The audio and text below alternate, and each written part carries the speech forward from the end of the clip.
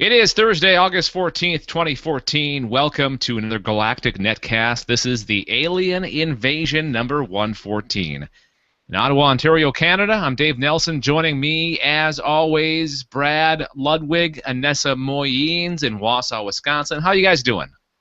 Awesome. Good. Awesome and good. So, seems like there's a disparity there someplace. Brad's awesome, you're good. So let's meet in the middle. What's a word that we can use between awesome and good? Gawesome. Great.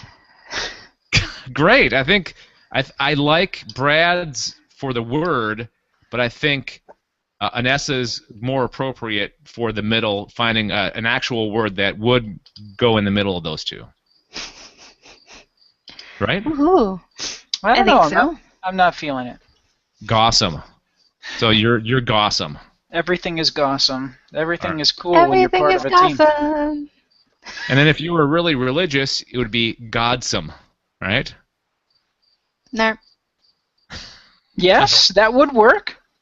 It's almost like Godspeed. Yeah. That is kind of a weird word, right? Godspeed. Yeah. It's like, alright, see ya, good luck, whatever, get out of here, Godspeed. Almost sounds like you're probably gonna die, so hope you go to heaven quick. Yeah. Yeah, exactly. Hey, all right. This is the show where we talk about beings from elsewhere in the universe, the entire universe. We're talking the existence of space and time and everything, and their appearances in film, TV, video games, comic books, science, real life, could go on and on. The show is broke down into three sections. The news, the craft corner, that's our spotlight of a certain particular kind of alien spacecraft, and our picks for the week. If you want to watch us record the show live, we start usually around 8 p.m. Eastern, 7 p.m. Central Time. Thursdays normally, could be Wednesday, so the best thing that you can do is follow us on Google+, Facebook, and Twitter, and we'll put something out saying when and where we're going live. So that's how you want to do that, and this is how we want to do this right here. I can't hear anything. Can you guys hear anything? No. I'm supposed to be playing things, but I'm not hearing anything. I'm not hearing anything either. That's weird. Hang on one second. Let me see if my audio settings are goofed up here. That may be the case. Maybe my audio settings could be a problem. Maybe. Hang on one second here. All right, let's try this. Let's try this again. All right. Hey, that's weird.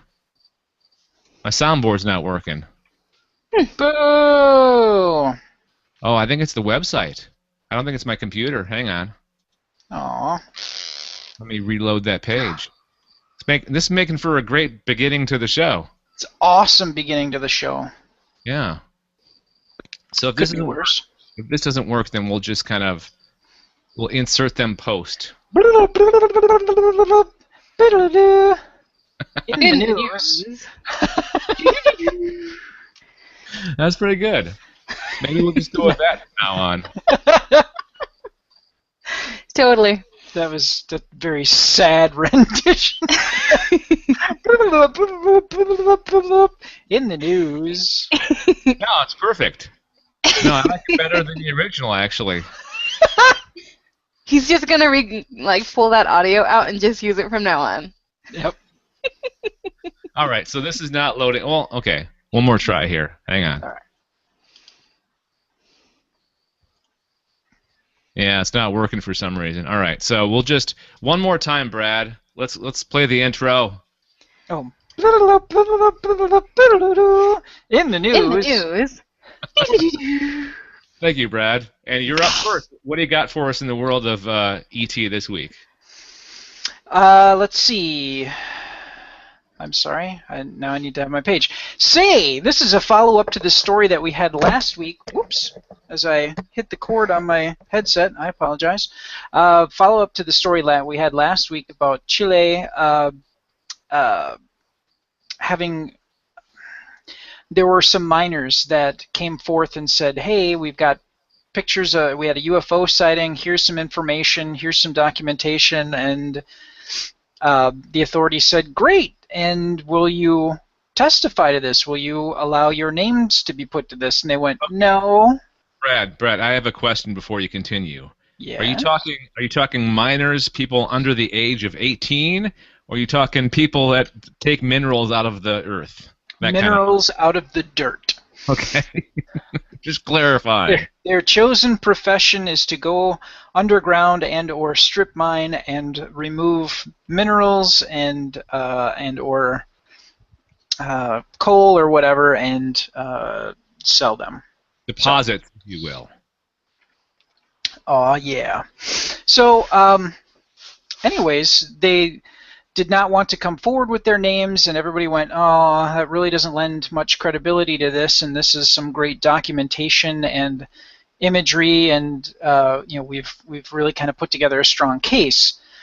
So what's ended up happening is is Chile's Civil Aviation Department has actually, and I don't know if this is coincidental or if the incident kind of prompted this to happen, but they actually put together a grouping of people, and by people I mean astronomers and people from the Nuclear Energy Commission that deal with nuclear chemistry, and a doctor in aerospace medicine who is also a UN representative, and a physicist, and an Army psychologist, and an Air Force psychologist.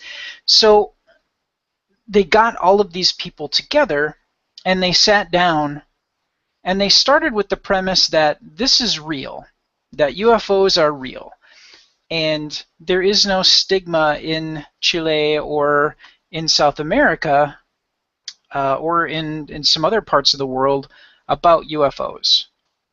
You know, you're not automatically labeled as a kook if you mention that, hey, I saw a UFO and here's some pictures.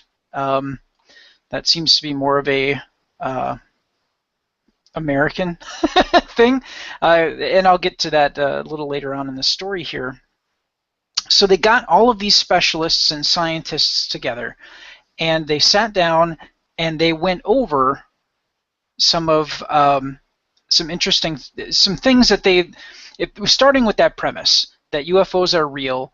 They wanted to go over the information that they've accumulated and come up with maybe reasons why there are UFOs. What are the purpose to UFOs? And they sat down, and here's some excerpts that they had from this meeting and some of the conclusions that they drew. One of the things that they said is, if as many witnesses have declared, they demonstrate intelligent behavior, and if we admit this fact, then we must look at the intention behind that intelligence. And what they looked at is there have been no attacks. A UFO is not engaged an aircraft or people, at least in this part of the world, and have not attacked them. So at that point, they've come to the conclusion that they're really, if they are here, they are investigating things, but there is no evil intent to what they are doing. A Navy captain from Naval Aviation from Chile said, aside from any natural distractions to flight crews, the risks have so far been null. So again, I'm kind of going back to the there's no malicious intent. Radio control chief said, in aeronautics, we have to measure risk scientifically, and we have all the tools for that. We have to establish a risk matrix considering possibility and probability. The risk level for these alien contacts has not been analyzed. It can be measured and given probabilities, and this level is very low based on the data that they have. So this the main person that put this together, trying to find, I have his last name, Blanco. That seems kind of sketchy, doesn't it? Blanco is one of the highest officials actually on the front lines when UFO sightings were reported to ground control in Chile. In 2012, he was interviewed at the Radar Center in Santiago, and he showed the logbook where UFO sightings are initially recorded before being sent to their administration that oversees aeronautics. It's the CEFAA. Excuse me. Reports are written by hand to assure they are not tampered with or affected by computer transfer, and to provide a clear record of who actually wrote the entry. Some more comments from the meeting. Let's see. The DGAC expert on accident investigations stated, "Until now, in practice, we have seen only the effects, and those we have captured through photographs, videos, official reports, testimonies, etc. And thus we are able to say the phenomenon exists, but its origin we have not defined. And without this definition, we cannot establish a strategy to counteract it. I've spoken with pilots who have had sightings. So far, none has experienced undue concern, just plain curiosity." And the nuclear chemist that was a part of that panel said, "If our civilian and military pilots are well informed about alien contacts, the risk due to distraction will come down to a minimum because the surprise factor will not be there. Judging from global statistics, the number of aircraft that have allegedly been involved with an accident with a UFO would represent a tiny fraction of the accidents caused by birds." Like I said at the beginning of this, they have come into this meeting with the established notion that these are real. So all these comments that they're making aren't weird.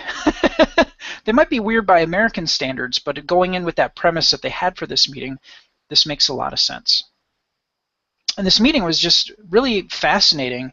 And when I saw this story, I had to grab it because the whole mindset that the Chilean government has, and a lot of, I remember reading another part of this article that I think I cut out. They actually are working with France, who has kind of the same take on this, that they recognize that UFOs exist, that they are real, and they actually worked with Chile to kind of give them some of their information, some of their data that they've obtained, and to help with this meeting, and perhaps do something like that in Europe. So that's very interesting. Didn't think about, have never thought of it that way. Like, when you think about it, there hasn't been a lot of like accidents or any kind of attack that I can think of that in my memory of stories that I've heard about alien encounters, not really that many, if any, attacks. So that makes sense that they're not dangerous. Yeah, I don't think they've ever attacked that I can think of. I mean, we've had people go after them and whatnot, but nothing where they've really done anything back towards us aside from stopping our watches or whatever. Yeah, you know what I was thinking? I was just thinking something.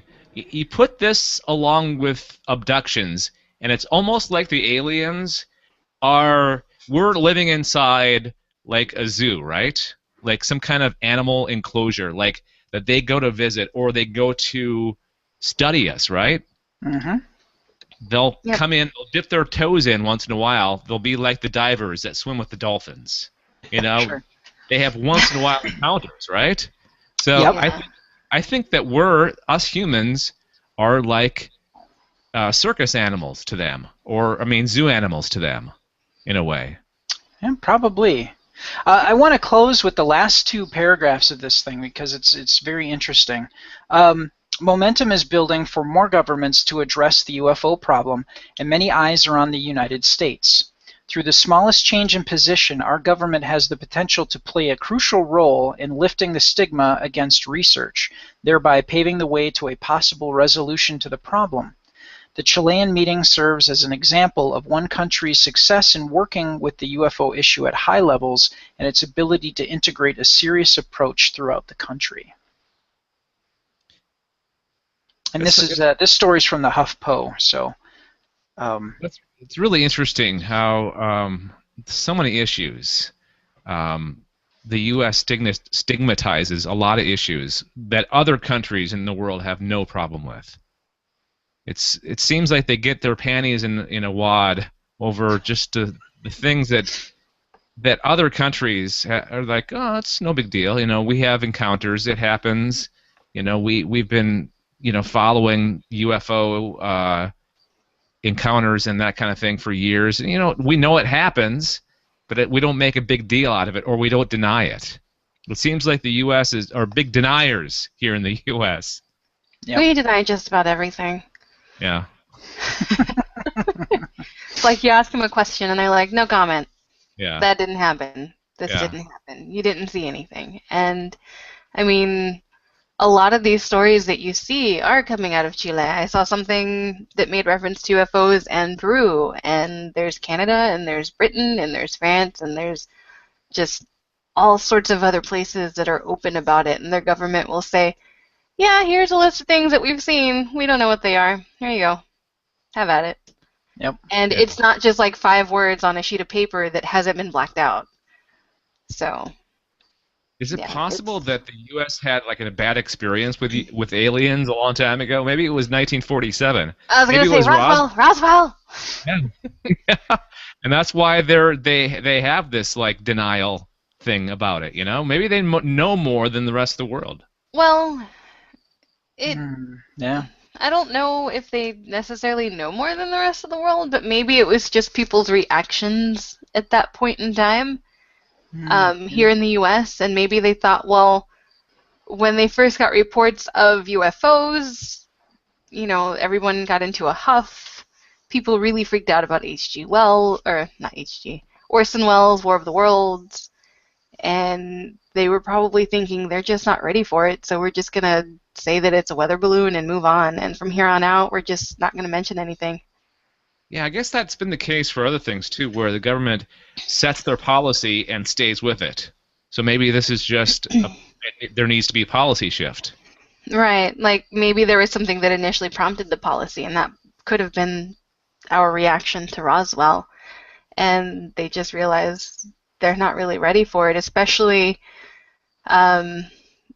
in the later years when you've got the whole Cold War thing going on with Russia. That didn't exactly help things, and you don't want to worry about UFOs and Russia.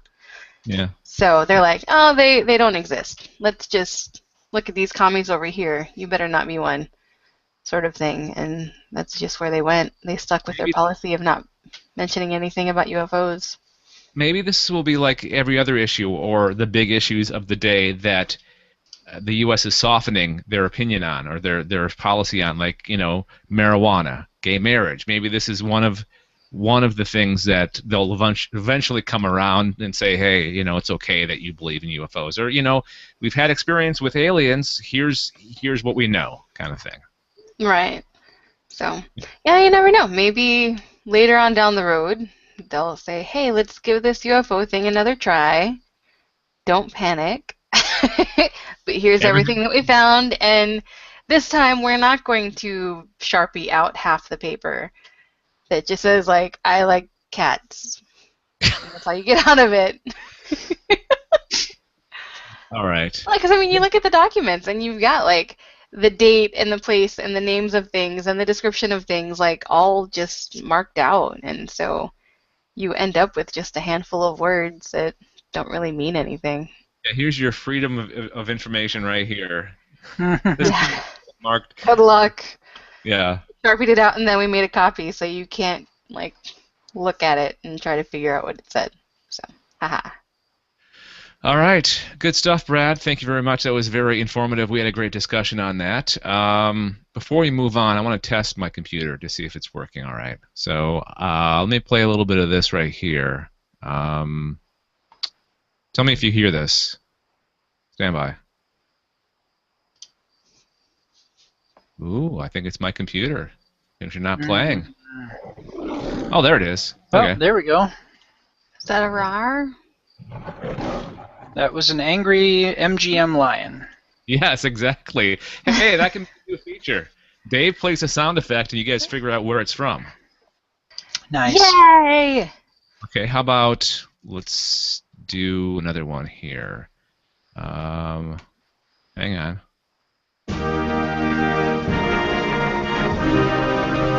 Oh, Canada. Okay, here's something that's more fitting right here.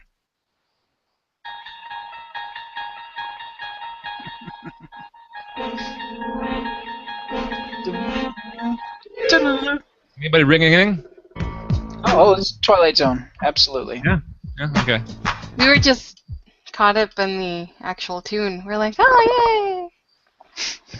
All right, let's move on to our third story. And what you got there, Anessa? Ooh, it's my turn? Yeah. Third story? Second story. Oh, you're the second story. I'm the second story. I'm like, wait, what? Okay, second story. So, I came across this story the other day, and then yesterday one of my best friends posted it on the Facebook, and I was like, hey, Anessa, check it out. She tagged Brad, too. And then I saw it on Facebook today again, and I'm like, fine, I will talk about this story. And so the story is basically about a video that was released, I guess, earlier this week that shows Google Moon images, and basically the question is if these images that we're seeing are showing an alien and its shadow on the surface of the moon. The YouTube user or person named Wow for Real, which I'm pretty sure we've shown at least one or two of his videos in the past that were like, hey, look at this thing, is this what you see? And anyway, like, this video has seen more than a couple million times in less than a month. Okay, so it came out earlier in the month. And according to Australia 9's news, the owner of the YouTube channel said that he started investigating the shadow after receiving an online tip from another web user. So Wow for Real likes to look into these UFO type sightings and whatnot. Not just UFOs, but a lot of satellite imagery, like, oh, there's this really big object under the ice in Antarctica, sort of thing. Hey, Brad. Yes. Sorry, Anessa. Can you put it up on the screen for our viewers to see? Sure. And so the video itself is of Google Moon. Someone's navigating the area. They look up a certain coordinate, and then they go to that coordinate using Google's Moon software. And the images that are used to create the Google Moon comes from NASA. And NASA hasn't really said anything about what they believe the image to show. But it does look like a being standing on the surface of the moon with a shadow behind him, possibly. But I don't know. Brett has it up on his screen. I do. If people are watching or happen to check out the video later. But you have a nice silhouette. You've got a clearly defined head, shoulders, and then legs. And then behind the person is like a little, I guess it'd be kind of like a shadow. It kind of looks like a shadow, just a bit distorted. I kind of think it's a glitch in the image. Maybe something to do with the camera that was used, or just a software glitch upon recording. But to me, it looks like the whole thing is a shadow and not really a standalone image with a shadow.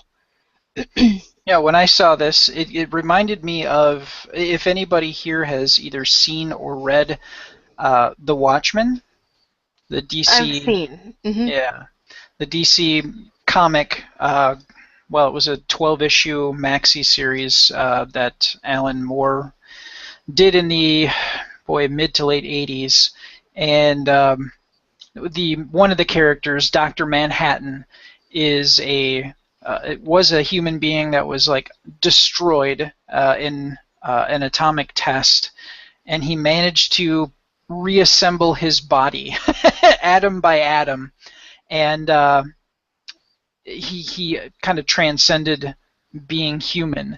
And one of the things that he did is he ended up creating a place on Mars to get away from people. So there's this like iconic scene where he's standing on Mars, and it's just that whole Martian desert wasteland, and he's just standing there, and this dust is sort of falling from his footsteps behind him, and this image kind of looks like he's walking. Or it reminded me of Dr. Manhattan walking on the surface of Mars, because that's the kind of the interpretation that you get in looking at the way this is it's a person that is looking at this. If you're looking at the image, they're walking up towards the left-hand corner, in the upper left-hand corner of the image. And that's kind of the way they're facing, and if they were walking, that's how the path that they would take according to this image. And it is just really kind of fascinating to look at. And this is going to end up probably being just like the face on Mars. It's just a topographical illusion, essentially. But still, it's just really kind of an amazing thing to see. And when you look at that, you'd really think that it is somebody walking on the moon. Oh, the other thing, too, is if you look at the shadow, it's maybe at a slightly different angle than the rest of the shadows from the nearby features. Yeah, I noticed that, too. So it doesn't really line up if it is indeed a shadow. It would be from a completely different light source. Or maybe it is an alien, but it's not an actual shadow. It's an actual alien. It just looks like a shadow. That's a possibility as well. I'm not going to rule it out. I'm just throwing it out there, Yeah. So. Bring up all the possibilities here. Because that's the name of our show. Yeah. So, yeah, I think people should take a look and see what they think, and see if they think if it is some sort of alien being hanging out on Mars, if it's Nazis hanging, or not Mars, but the moon, maybe Nazis hanging out on the moon, who knows? Or if it's just a glitch or a shadow off of some rock formations, maybe a rock landed on the moon, just not hard enough to cause a crater, and so we're looking at the shadows from it. Yeah, there's been a lot of these from pictures from Mars, right? And they've all kind of been debunked. Yeah, there's been a lot on Mars, and occasionally from the moon. But yeah, I don't really think it's an alien. Still cool to look at and think about. Yeah, it could be Google. I also kind of wonder about like how close these images were taken by NASA. I'm guessing it's just from their satellite, but I don't know how far it is from the surface, and if it would be able to catch an actual being from its distance. Or, you know what? It could be the shadow of the spacecraft taking the picture too, right? I can't think of anything that would be on the moon that would cast that kind of shadow with maybe the thin lines, right? So right. Maybe it's like the antenna or the parts of the satellite or the spacecraft that's orbiting the moon taking the picture. Could be. Could be. You never know. And just, as you do, say, a panorama sort of thing, maybe it's automatically stitching images together, or maybe someone else from NASA stitches these images together, but because it was moving and its shadow is moving, it created this being like shadow. Yeah. Yeah, I think all these are possibilities. And I got one more for you. I think it's Google playing a trick on us. I think it's an Easter egg.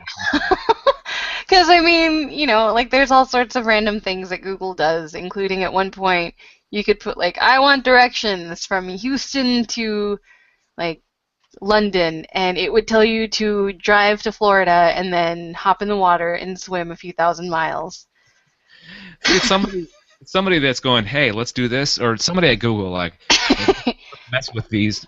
And then you could do, I know at some point there was something to do with Mordor, and it's one does not simply walk to Mordor, but it was an actual store or building or something in the Northeast U.S. Just random crap that you find. Hello? Hello? Sorry, I Hello? hit the space key. Oh. Yeah, random crap that you find with Google that they just hide, little Easter eggs and all their things. So this could be it. All Maybe right. they just want people to talk. Or it's a great mystery. We'll never know. You never know. All right. before we move on to our third and final story, we would love your feedback on the stuff that we've talked about, the stories that we've discussed so far on this episode of the show, or on anything that we've talked about on previous shows. What do you think that shadow is on the moon? Let us know. Give us feedback, galacticnetcasts@gmail.com, or our voicemail number, which is 805-328-3966, 805-328-3966. We love hearing from our listeners and our viewers. And who knows, we'll put you, if you say something very interesting and profound, or, if it's something that we can discuss on the show, we'll talk about it, and we'll play your phone call or read your email. You never know. galacticnetcasts@gmail.com. The voicemail number, 805-328-3966. All right. So I never know how to pronounce this guy's name. Liev Schreiber? Is it Liev Schreiber? Schreiber. It's Liev. Liev Schreiber. Okay, Liev Schreiber is in talks to join Chloe Moretz. Chloe Moretz in the Fifth Wave. You guys remember I talked about the Fifth Wave as a pick on a previous episode a long time ago? Yeah, it's a teen sort of a novel, like Twilight and whatnot, right? Yeah, it's a young adult novel, and they're making it into a movie, and it's going to be Liev Schreiber and Chloe Moretz. And looking forward to this because I really, really enjoy the book. And I guess the movie is going to be out January 29th, 2016. So they have an actual release date already on this. They're just not thinking about making it or working on, the pre-production. They actually have a release date. And, young adult story movies are hot right now. I mean, look at what's opening this weekend. The Giver, right? That's the name of it? Yeah. Yeah, and that's been Jeff Bridges' baby. I listened to Jeff Bridges was just on the Nerdist podcast. Really? And he doesn't know where it is, but he's been interested in making The Giver for 20 years. And there is somewhere some film footage that he put together with his dad playing the part that he is playing. I saw an interview with him, and he said that he wanted his dad as doing that part that he's playing originally. And he has been passionate about this, and he said that when the opportunity came up to actually make it with the Weinsteins, and he had to make the choice: do I want this made, or do I want control of how this finally looks? And he, made the call that he really wanted to have The Giver made, and he knew that he had to just kind of let some stuff go to get it, to finally get this done. So it's really kind of cool. Well, this story is interesting because it's about aliens invading, but it's more about the human story of one major character, and that's the one that Moretz is playing, Cassie Sullivan. She's basically the daughter in this family that they all get separated. I think the mother leaves, the father dies. The father dies, the mother left, and her brother gets taken by these aliens. And that's what this Liev Schreiber is going to play. He's going to play a high-ranking military official who turns out, spoiler, to be an alien in this story. It's actually aliens disguised as humans. But the five and the fifth wave is the actual ways that they made the humans eventually give up, the different ways that they attacked the Earth, which was, I'm trying to remember all of them. I think one of them was like some kind of chemical released in the atmosphere.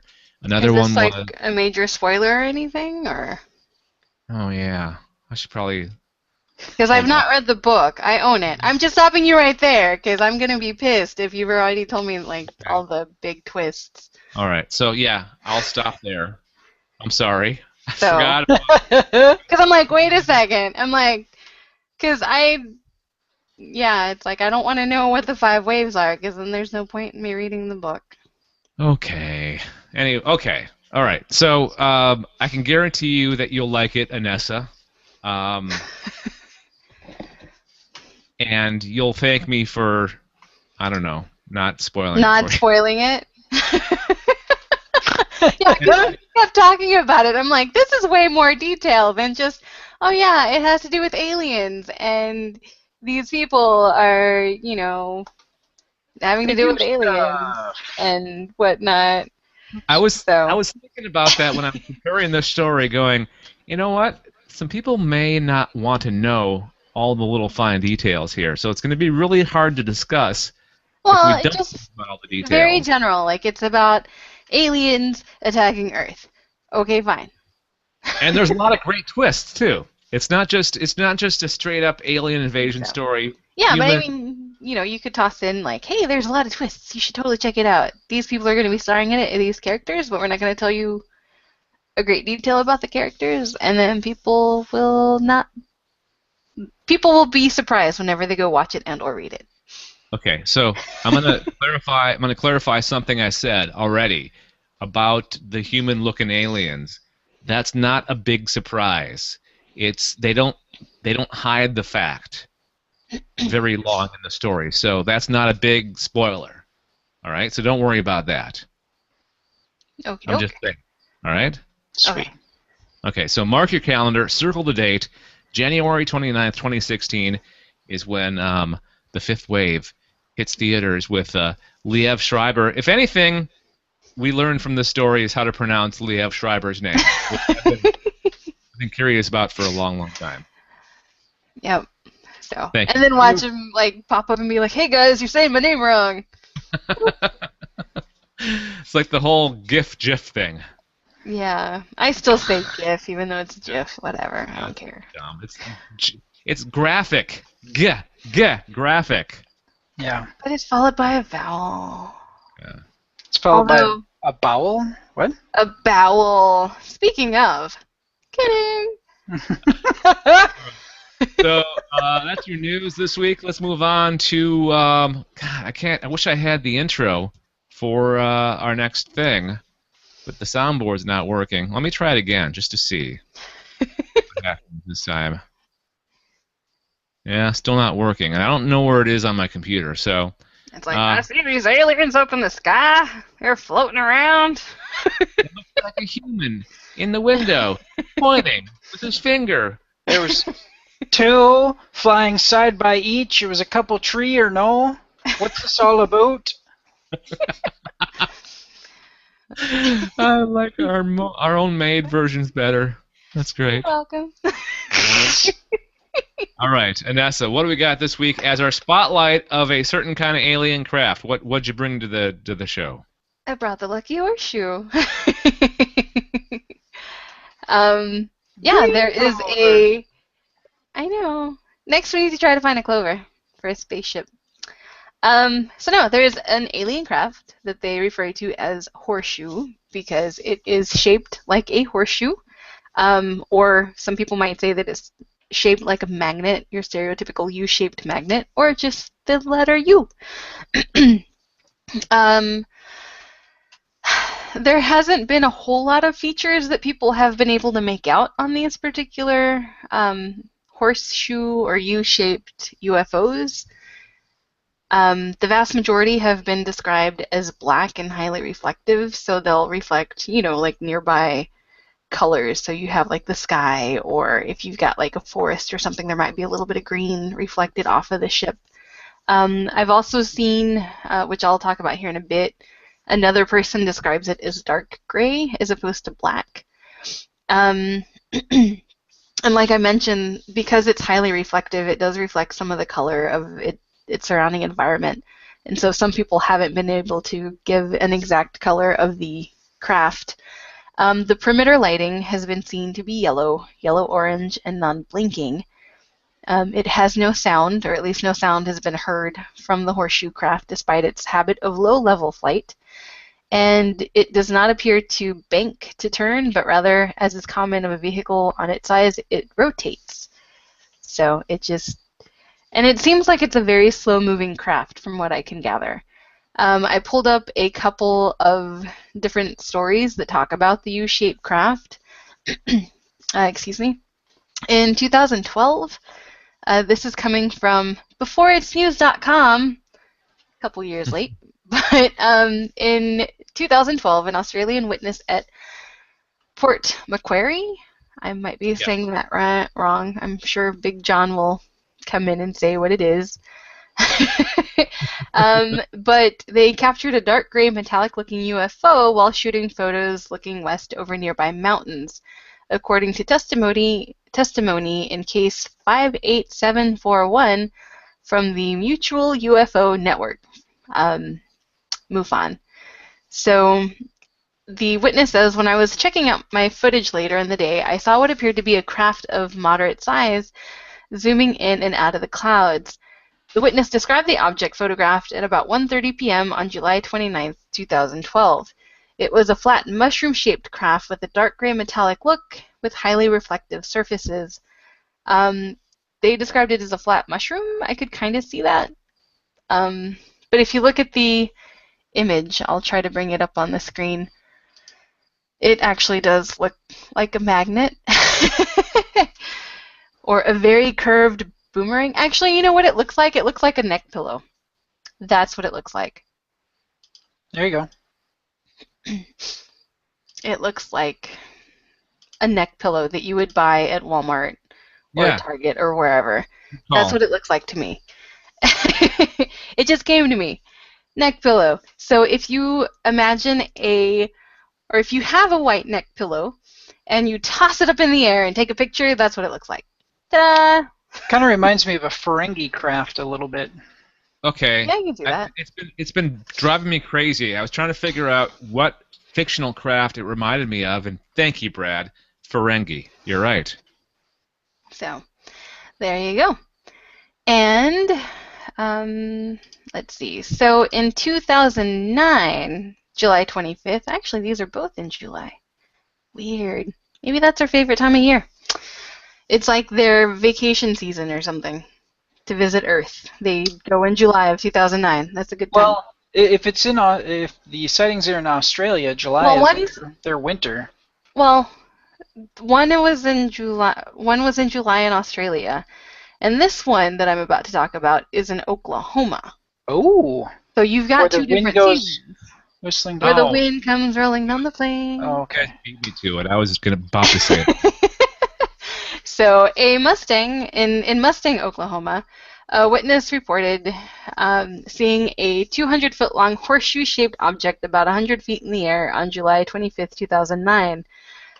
Again, coming from the MUFON database, and this story itself is from theexaminer.com.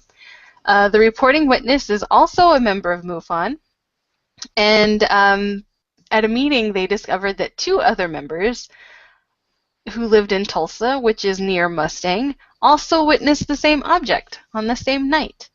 So, yeah, kind of crazy. So they said that it seemed to be crawling over my head, over the edge of the house, and where I was standing about 10 feet from the porch, the witness said. I thought maybe it was a blimp, but it did not have that shape. The horseshoe shape was clearly defined, as was the two round fan-shaped objects at the end of each side of the horseshoe that seemed to be able to see through. So the witness was unable to actually capture the object with the camera, but they did draw a sketch of it. And if you imagine like a magnet that you use to, I don't know, find a loose nail or stick on the fridge, your typical U-shaped magnet, that is exactly what it looks like to me. So, U-shaped magnet. The one thing that really kind of caught me about this shape of UFO is it makes the most sense of any of the craft that we've talked about.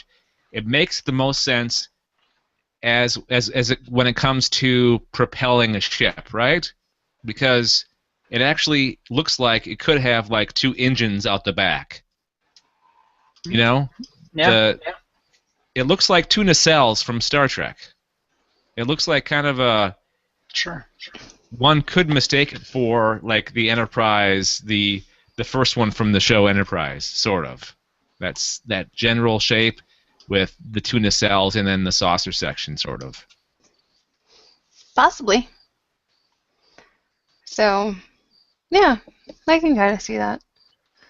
But, yeah, it's just a U-shaped object that doesn't seem to be one for speed. And because from what I can gather, it just tends to fly around slowly. And it doesn't bank, it just kind of stops and turns around and goes the other way. So there's no reports of it like all of a sudden quickly taking off and just zooming out of sight? Not that I noticed, but you never know. There might be one out there that I missed. At least one of these, they just happened to look up and see it. It didn't appear when they didn't see it come in, I suppose you could say, but they just looked up and they're like, oh, hey, there's an object there. I had no idea, so they didn't even notice it right away. We saw a UFO this week, not like a UFO like we thought it was an alien craft or anything. We saw something in the sky that we pretty much for sure think it was like either a balloon or a quadcopter. Okay. But it's weird to see something like that in the air, right? Yeah. It kind of catches you off guard because you're like, what am I looking at? And we finally figured out that those are the 2 possibilities it could be. It probably was not an alien craft, but it was cool to see. Yeah.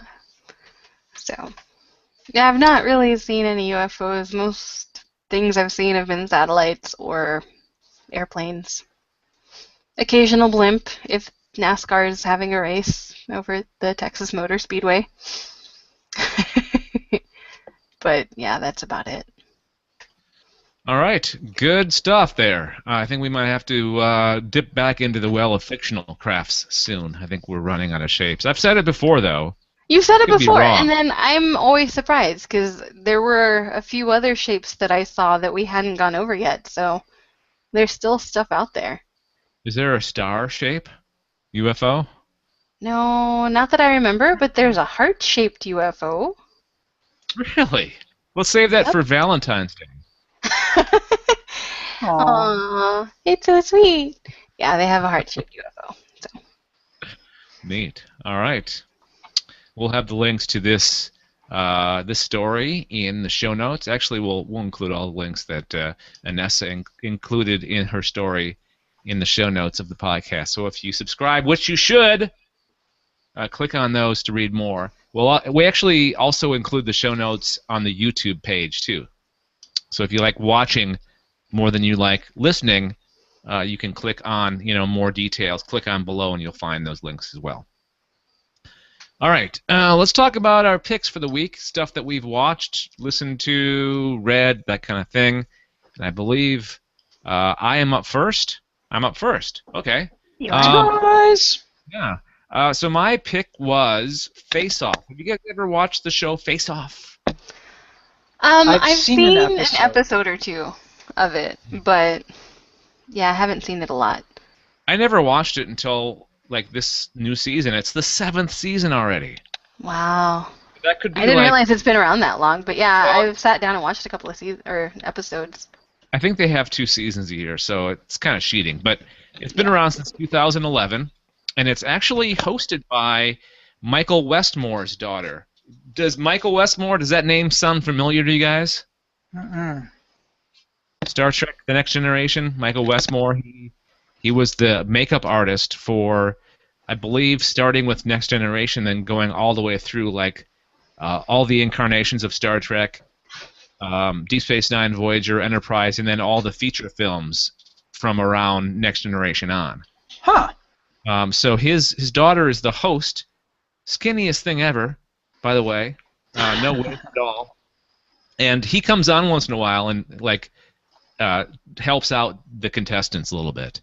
So it's cool to see him and his take on and basically, if you don't know what Face Off is, it's a bunch of makeup artists or aspiring makeup artists, and It's typical competition show, just like your Project Runway, just like your any kind of competition show with, competition. So,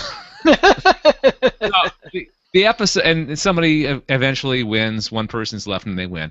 Anyways, this episode was alien themed. It's season 7, episode 3. Ancient Aliens is the title, and no, that guy from Ancient Aliens was not on this episode, although that would have been awesome. So the contestants had to pick an ancient place in the world and use that location or the stuff that's at that location as an inspiration for their alien creature, which they make the face and the head and the whole thing. So some of the places that they had to choose from was the Giza Necropolis, Easter Island, Stonehenge, Machu Picchu, Pyramid of the Sun, and 2 more which I cannot pronounce. You guys looking at that? Can you guys pronounce those? Oof. I think that's Peru, something in Peru. And then yeah, Angkor Wat. Angkor Wat, yep. Okay, Angkor Wat. So there's not much to tell. It's a cool show.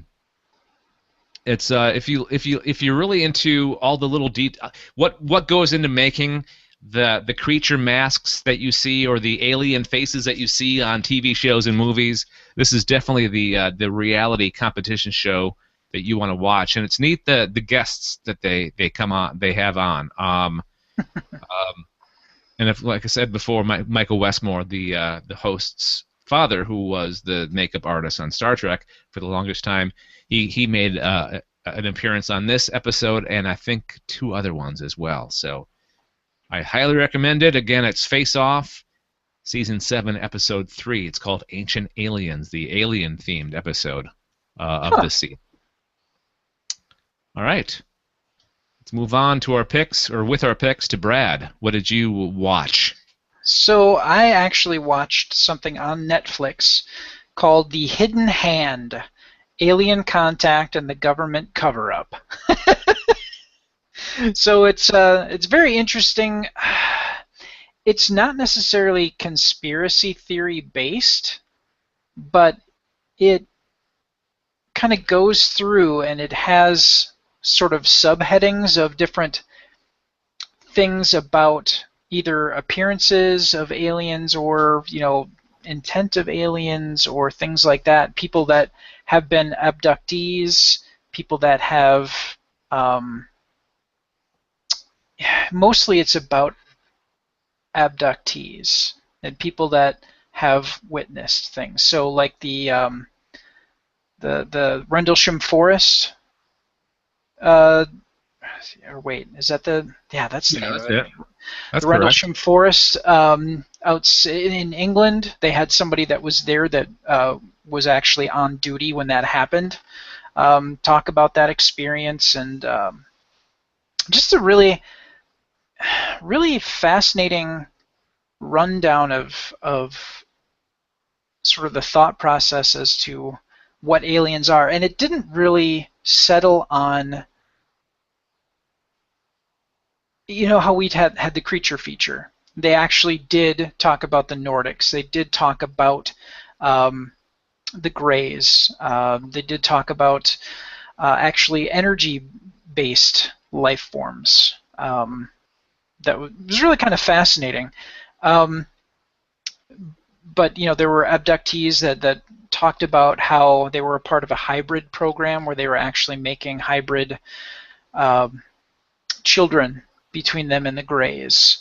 And it was really kind of interesting because as they would interview different people, they had slightly different opinions based on their particular encounters.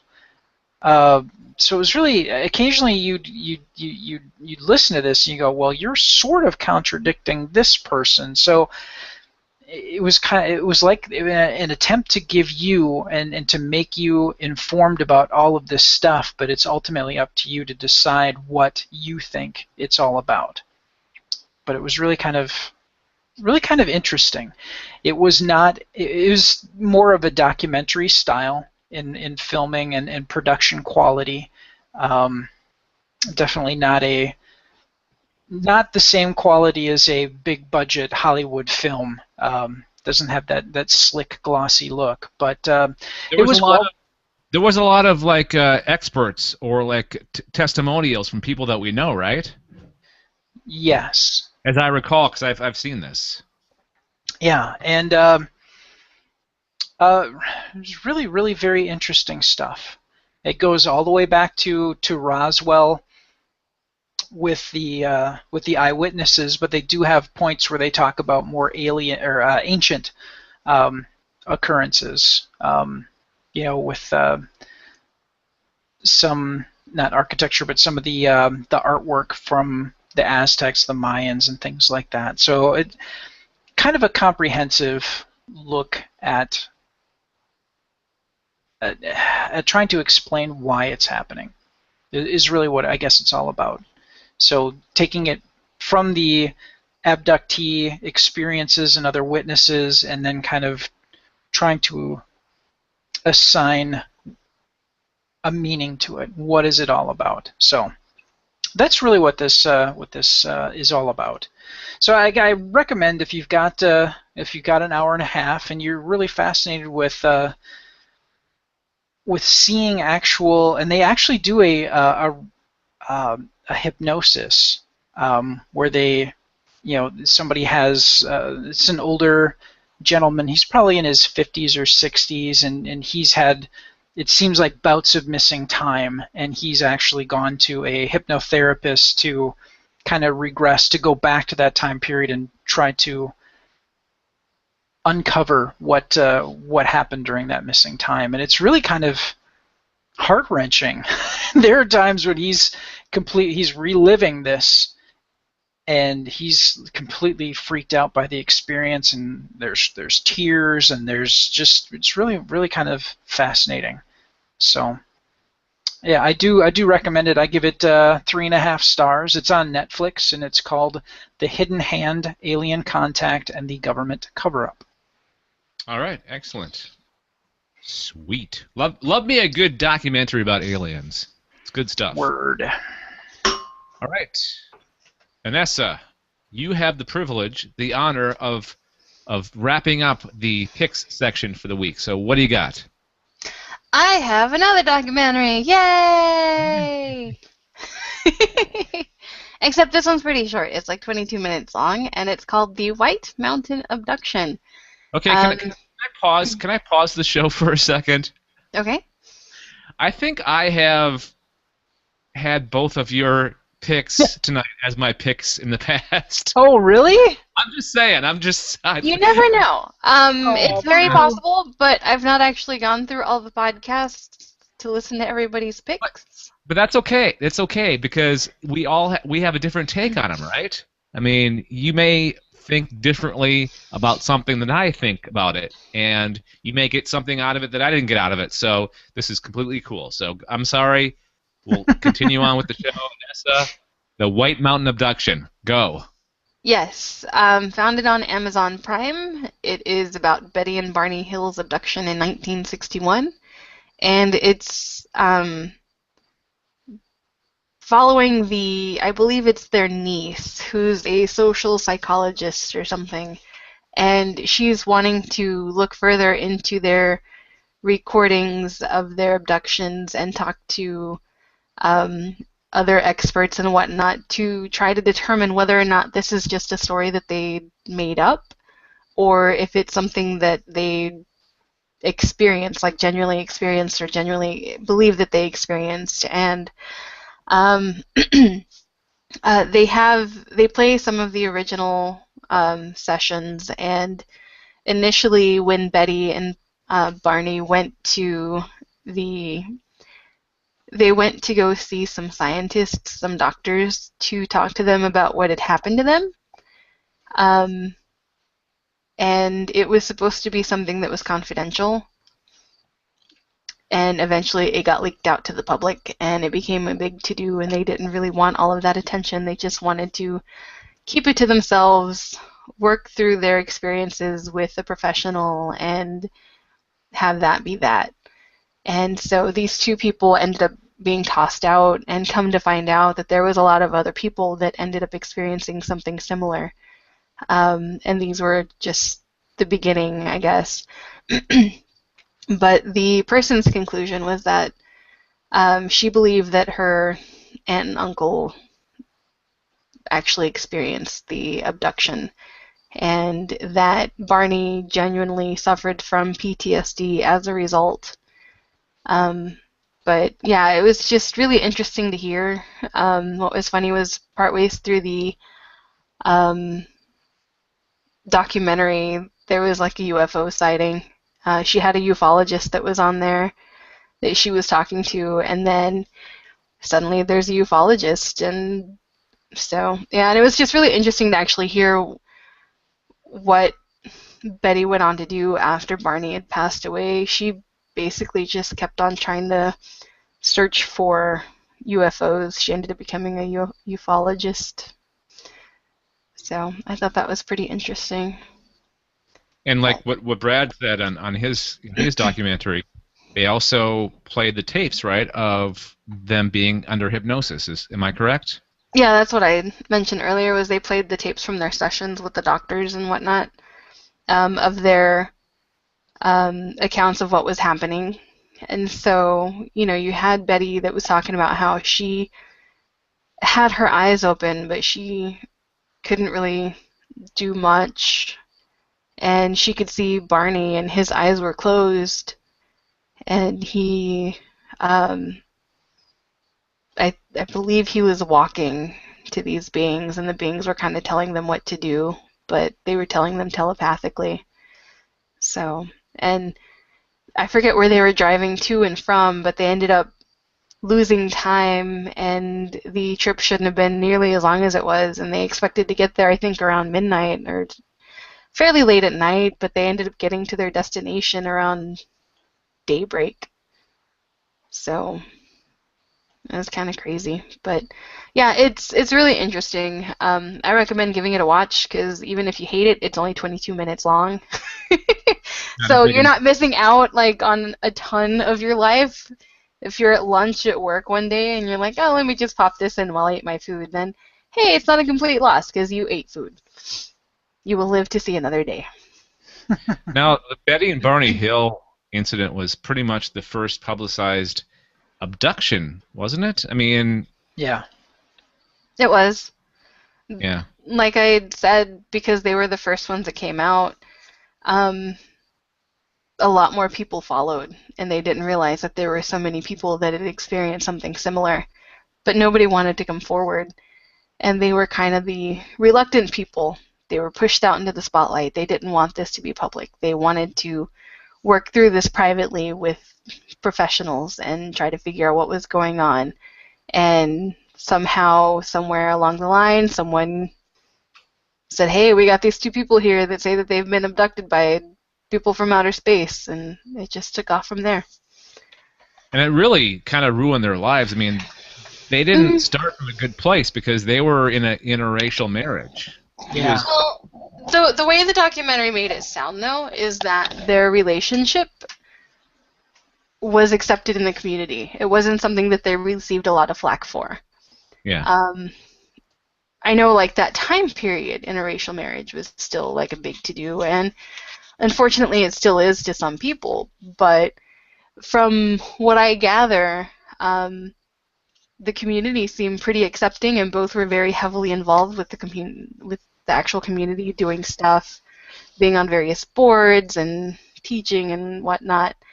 And yeah, they were a normal couple, and suddenly they were tossed out into the spotlight. And so I forget how or when Barney died, but like how many years later, but yeah, Betty just decided to pursue UFOs and try to find out more about them, do more research. Cool story. Very cool story. Yeah, it's really interesting. If you've only ever heard about these two people that have been abducted, like, you never really realize that they didn't want to go public. They weren't someone that, like, I'm going to call this radio station and be like, hey, I just saw a UFO, or I've been abducted by a UFO. They wanted to handle this matter privately. But unfortunately, or fortunately for other people, they were tossed out into the spotlight, and other people were more comfortable coming forward with saying, hey, I've experienced something similar, or I think I've seen something, and they weren't quite as ashamed of coming out. So they really opened the door for a lot of people. Well, good for them for not doing it voluntarily, but good for them.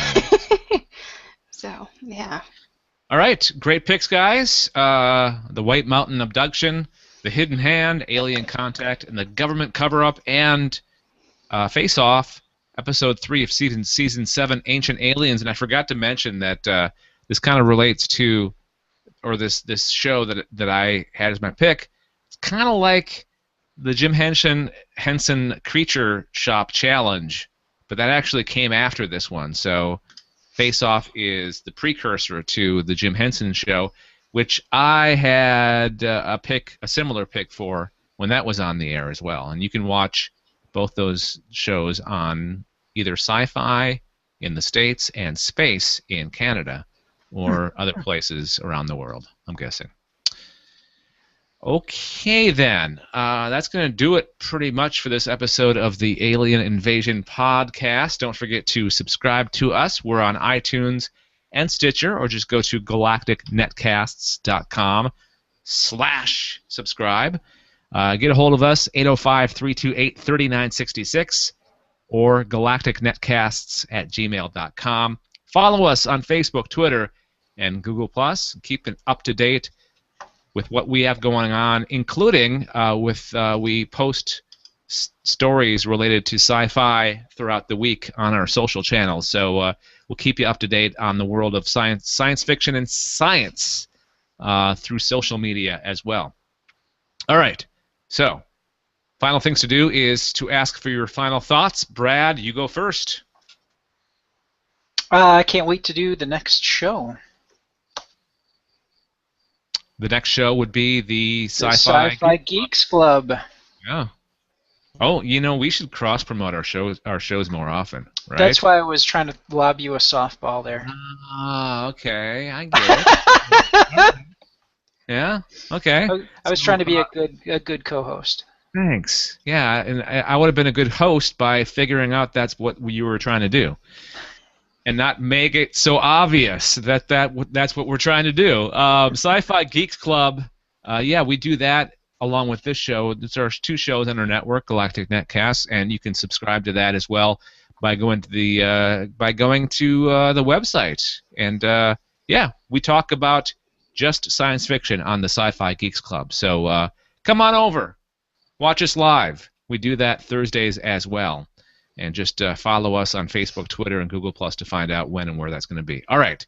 So, Anessa, what's your final thought? Tico, tico, tico. I don't get it, but I like it. Tico, tico, tico. That's the sound of Mario going down the big tube. Oh, okay. All right. Okay. And as we go down the big tube, we're out of here. Thanks for listening. Thanks for joining us for the Alien Invasion podcast, number 114. And until next time, we'll talk to you guys later. Bye. Bye. And done.